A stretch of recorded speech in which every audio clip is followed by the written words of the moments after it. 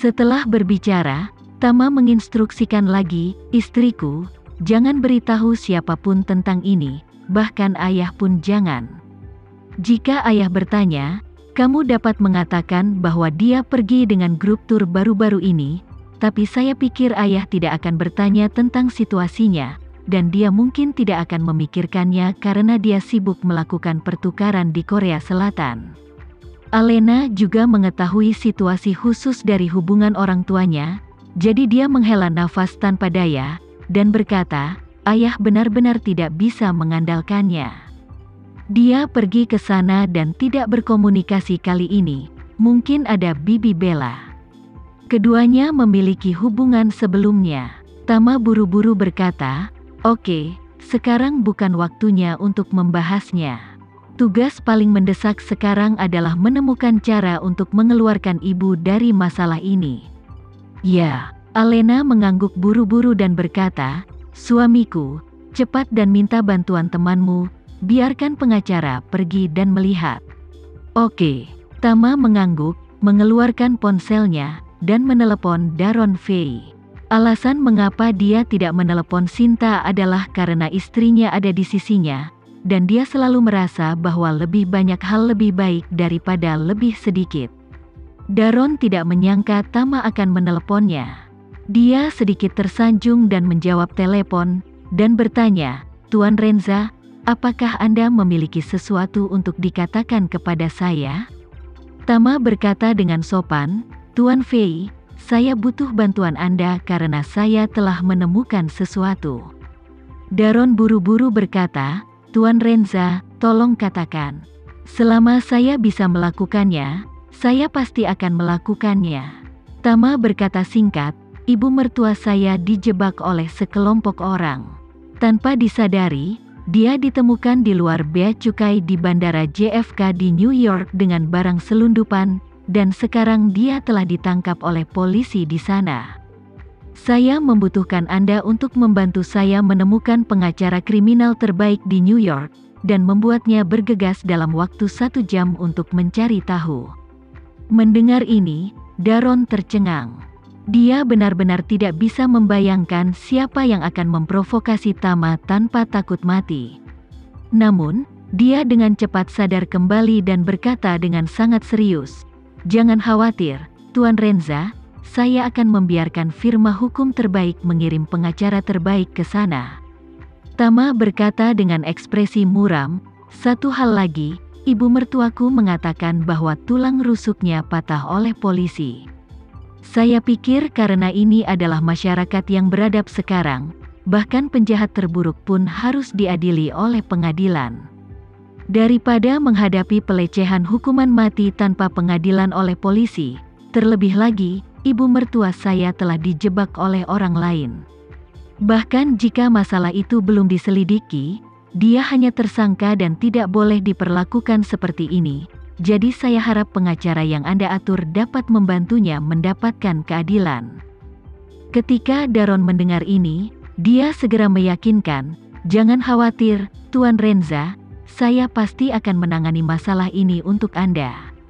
Tama bersenandung dan berkata, kalau begitu saya akan berterima kasih kepada Tuan Fei sebelumnya. Daron berkata dengan sedikit gentar, Tuan Renza, jangan terlalu sopan padaku. Merupakan suatu kehormatan untuk dapat berbagi kekhawatiran Anda dengan saya. Tama berkata dengan acuh tak acuh, saya tidak akan mengatakan lebih banyak jika Anda meminta saya untuk tidak sopan. Saya harus membawa istri saya ke Providence dulu, lalu kembali ke New York. Ini akan memakan waktu setidaknya 4 atau 5 jam. Jadi saya harus merepotkan Tuan Fei untuk mengatur helikopter. Nanti saya kirim lokasinya.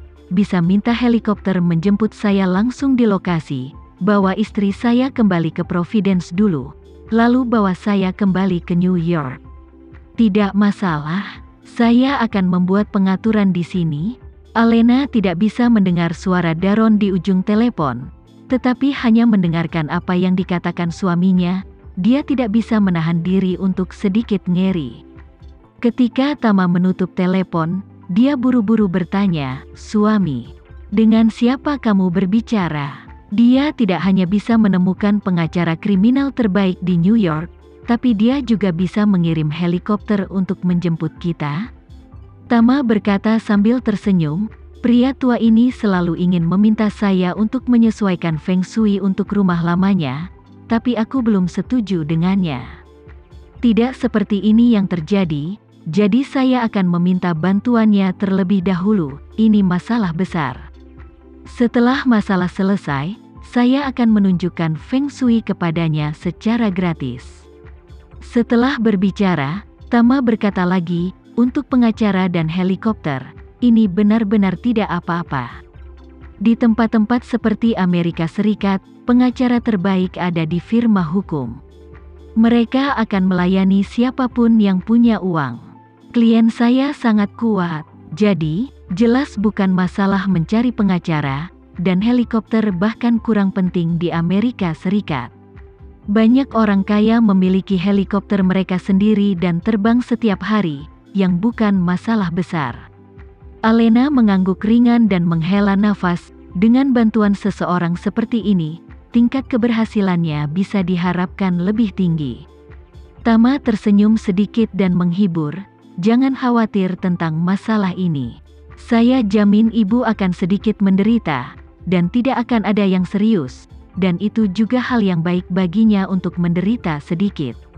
Dengan karakternya, jika tidak diberi pelajaran, mungkin dia bisa membawa bom atom ke bandara lain kali. Alena menghela nafas dan berkata tanpa daya, karakternya benar-benar tidak cocok untuk keluar, dan mudah mendapat masalah ketika dia keluar. Jika kali ini ada masa lalu yang aman, akan baik baginya untuk mengambil pelajaran. Tama mengangguk dan menghibur, istriku, hati-hati, suamimu akan bisa mengeluarkan ibu dengan selamat. Kamu kenal saya, kapan saya menjanjikan sesuatu yang tidak bisa saya lakukan? Apa yang dikatakan Tama membuat hati Alena jauh lebih kuat. Dia menatapnya, mengangguk dengan sungguh-sungguh dan berkata dengan tulus, suamiku, aku akan menyerahkan semuanya padamu. Tama menemukan tempat terbuka untuk menghentikan mobil, dan setelah mengirim lokasi ke Daron, dia terus menenangkan Alena. Setelah suasana hati Alena sangat stabil, helikopter yang diatur oleh Daron juga tiba. Orang yang datang adalah pengurus rumah tangga Daron. Setelah helikopter berhenti, dia membuka pintu kabin dan keluar, dan berkata dengan hormat kepada Tama, Tuan Renza, Tuan kami memerintahkan helikopter untuk membawa Anda dan istri Anda kembali ke Providence, dan saya akan mengendarai mobilmu untukmu.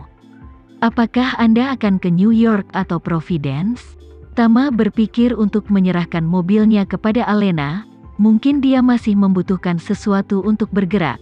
Jadi dia berkata kepada pengurus rumah tangga Daron, bantu saya membawa barang bawaan saya ke helikopter dulu, dan kemudian bantu saya mengemudikan mobil ke Hilton di Providence. Berikan saja kuncinya ke meja depan. Oke, pengurus rumah tangga mengangguk, dan bergerak dengan cepat. Salah satu bawahannya mengeluarkan barang bawaan dari bagasi Tama dan mengirimkannya ke helikopter. Tama segera membawa Alena ke helikopter. Helikopter dimulai kembali, dan setelah lepas landas, ia terbang ke arah Providence. Lebih dari setengah jam kemudian, helikopter berhenti tepat di helipad di atap Hotel Hilton. Tama membawa Alena kembali ke kamar presiden terlebih dahulu, dan menyuruhnya untuk tidak khawatir atau berlarian sendirian. Alena tahu bahwa pada saat seperti itu, yang harus dia lakukan adalah mencoba untuk tidak menyebabkan masalah pada Tama, jadi dia setuju tanpa ragu-ragu. Setelah Alena tenang, Tama kembali ke atap dan bergegas kembali ke New York dengan helikopter. Ketika Tama mulai bergegas kembali ke New York, Anthony Zack, kepala pengacara kriminal paling otoritatif dari firma hukum Cravat, dan kepala pengacara kriminal paling otoritatif di Amerika Serikat, bergegas ke Bandara Internasional JFK dengan 2 asistennya. Pengacara ini selalu menjadi musuh nomor 1 polisi. Alasannya terutama karena kemampuan bisnisnya terlalu kuat, Begitu kuatnya, bahkan terkadang ada cukup bukti untuk membuktikan bahwa tersangka bersalah. Dia bisa menggali sepotong dari rincian penanganan polisi atas kasus ini, dan membiarkan polisi memukuli dada dan kaki mereka. Sehingga membuat semua usaha polisi sia-sia. Ada kalanya dia membiarkan para terpidana pembunuh menyombongkan diri di luar pengadilan. Setiap kali ini terjadi, polisi akan sangat membencinya.